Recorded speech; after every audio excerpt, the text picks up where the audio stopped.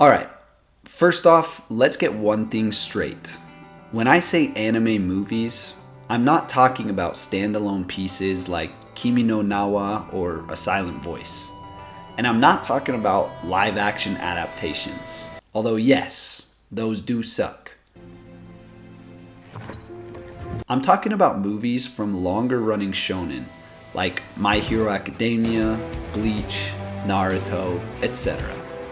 Usually these movies tend to come between seasons, breaking up the lull in the regular episodic storyline to give you more of your favorite characters in action.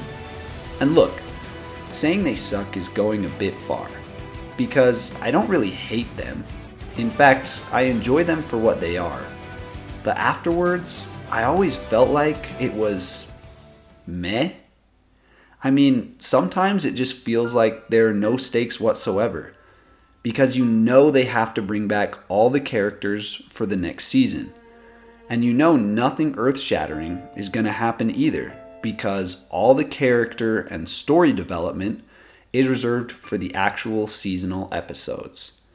In all honesty, the video title is pretty much just clickbait. A more accurate title would probably be Why Shonen Anime Movies Are Mediocre and Why They Should Make More Movies Like Mugen Train. But that didn't exactly roll off the tongue. Really though, I think these movies are great for what they are. But it feels like their sole purpose is to provide a content-starved fan base with something so they aren't waiting 1 to 2 years between seasons. It's almost like you're walking along in a desert, right? It's hot, you haven't had anything to drink since who knows when, and then, by some miracle, you come across your friend, and he gives you some of his water. Except it's like lukewarm, kind of gritty, metallic tasting, and somehow leaves you thirstier than before you had it. Don't get me wrong, like, by all means, I'm grateful for the water, but frick man, it was nothing to write home about. This is pretty much how I've felt about every shonen movie since I started watching anime. They do their job. I just felt like they could do it so much better. And then I watched Mugen Train. Oh my gosh. You see, up to that point, I felt most of the movies I'd seen that correlated with my favorite shonen anime followed the same formula.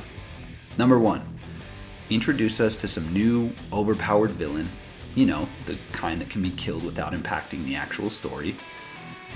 2, head to, or have the story take place, somewhere far enough away from the series' main setting so as not to cause too much of a stir. Number 3, create a potentially world-ending crisis using said villain.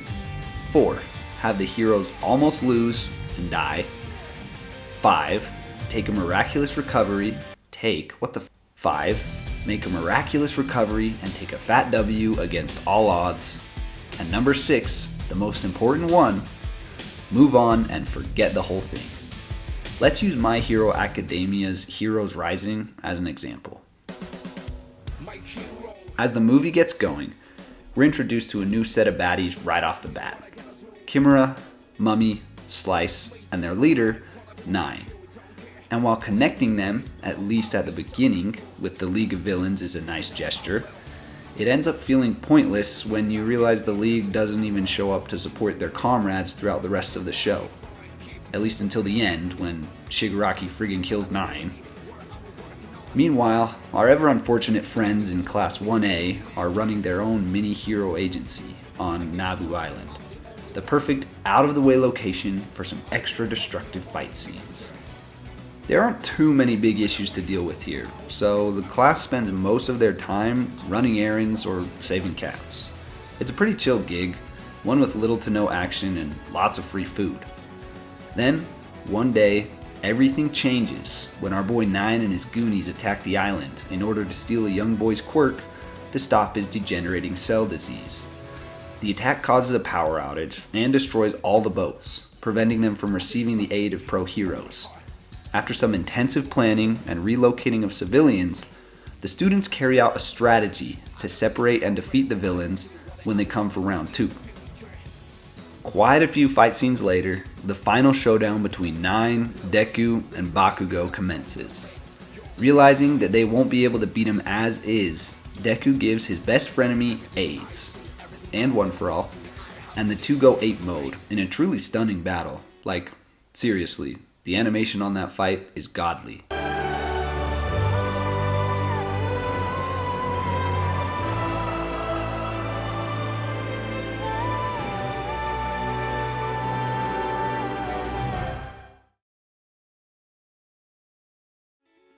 In the end, our two heroes come out on top, but are left unconscious. When they come to, Bakugo has forgotten all about Deku giving him his quirk, and it turns out that it didn't even take to Bakugo, so all is well. Then, the heroes leave the island, and we never hear about it ever again. The end. Honestly, this movie was a fun watch, and if you haven't seen it, I definitely recommend giving it a try. My problem with it really stems from the fact that this movie is canon, at least to the anime itself.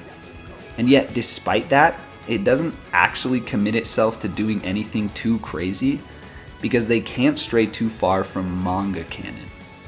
I mean, think of the implications behind this whole event. At this point, people are already a little doubtful of UA's ability to keep their students safe. And now, a whole class, one that has been repeatedly attacked, gets attacked again on a school assignment. This should be headline news. The media and people should be outside UA's gates again in an uproar. But nope, goes literally unnoticed. You know, maybe I was just disappointed that Bakugo didn't actually get to keep One For All. Not even that, I think I was just upset at how it was explained away. Young Bakugo must have lost consciousness before the transfer finished. No, that's not it. For risking your life to protect, and risking your life to prevail, One For All did something miraculous. Look, I get it. You can't stray too far from the manga canon, but then why bother making it canon in the first place? I just felt like the movie had so much potential. I mean, Nine is actually a super interesting villain, and I would have loved to have some lingering impact from Class 1A's interaction with him. Not to mention, when Bakugo and Deku ignored all the elementary school safety PowerPoints and became blood brothers, that was actually a crazy turn of events. But none of this had any lasting impact whatsoever on any of the characters or their relationships. So the whole thing just fell flat. Again, I get that it kinda had to be that way, but that doesn't make me like it any better. Overall, it followed the good old formula and did its job. Yeehaw, I guess. However, I just kept thinking about the unexplained implications of this whole thing. And the more I thought about it, the more I wanted a movie that carried weight for the series, not just some kinda sorta canon mediocrity fest. And then I entered the world of Demon Slayer.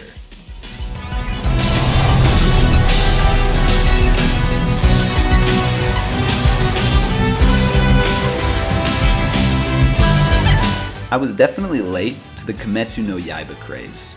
I put it on my list to watch, but never got around to it until my boy Hunter suggested we start it together. Man, the show was incredibly animated, had a great protagonist, and was held up by an equally interesting plot. I immediately fell in love with the characters and with the world they resided in. After finishing the episodes, I was pretty excited to see Mugen, but had genuinely low expectations for it. Despite knowing it was canon and hearing great things about it, I just assumed it would keep to the general formula and be some action-packed demon slicing to look back on while waiting for the next season. Boy, was I wrong. Perhaps it was because I went in with such low expectations that I was so thoroughly blown away, but Mugen has become my model for the perfect shonen movie experience, and here's why. First off, Kimetsu no Yaiba uses the final episode of Season 1 to transition smoothly into Mugen. leaving no need for lengthy descriptions or rationalizations to explain the setting of the movie. In fact, you're even introduced to the movie's main villain in the season's finale, and you get a decent grasp of his motives and his connection to Muzan and the overall story. Honestly, calling the last episode a finale isn't quite right. If anything, it's a drawn-out trailer for the true finale that is Mugen Train. Now, as for the movie itself, I was a bit worried about how the pacing was going to turn out. After all, it covers around 13 chapters of the manga in a total of 1 hour and 57 minutes. However, my fears were completely unfounded. Mugen Train was a thrill throughout, and I never really felt like any scenes or character backstory should have been drawn out or shortened respectively. That being said, where Mugen Train really stood out was in its introduction and development of the absolute legend, Kyojuro Rengoku. Character development has always been a huge make or break thing for me within a fictional universe, and typically, with much less time to let the nuances of various characters stand out, movies tend to fall back on less rounded characters to let the story move forward smoothly. Mugen Train didn't skimp out on any of that. Not only was I able to be further introduced to a character only previously seen in a few episodes, but I was able to become thoroughly attached to his well-being. I learned what drove him to become a demon slayer, understood more about his compassion for others, and even saw a glimpse of how hard he had worked to become a Hashira. In fact, Rengoku quickly became my favorite demon slayer, and when he met his end at the close of the movie, I found myself just as upset as Tanjiro or Inosuke. In fact, when I watched the first episode of the ongoing season, I just came to love Rengoku even more, and I was even sadder knowing what fate would befall him. The entire adventure that took place on the train was one that will affect Tanjiro and his friends far into the future. It left a heavy impact on all of the main characters' motives to become the best demon slayers they can be. You know this movie alone will impact much of the rest of the series. So much so, in fact, that in order to make sure no one misses this, it's currently airing as an entire arc within the next season. Mugen Train was the cinematic experience I want from every shonen movie. In fact, I don't even mind rewatching it as a separate arc within the next season. If anything, it just provides another opportunity to emphasize different parts of the story that didn't get as much attention in its movie counterpart. In the end, I don't actually hate the current shonen movie formula. Will I be watching the new My Hero Academia World Heroes mission like the dedicated fanboy I am? Of course. Will I enjoy it, knowing that it won't have any impact on the actual story? Probably. Will I constantly be praying that other anime will take a leaf from Demon Slayer's book and make some hard-hitting, series-impacting movies? Yes. Yes, I will. I guess what I'm trying to say is, I don't actually think shonen movies suck. But gosh dang it, I wish they could all hit as hard as Mugen Train. 己の弱さや不甲斐なさにどれだけ打ちのめされようと心を燃やせ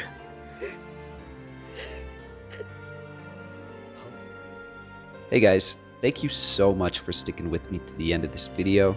If you enjoyed it, feel free to drop a like and leave me a comment as well. If you enjoy content like this, feel free to subscribe. We try to drop videos every single Monday. With that, thank you again for watching, and we'll catch you in the next one.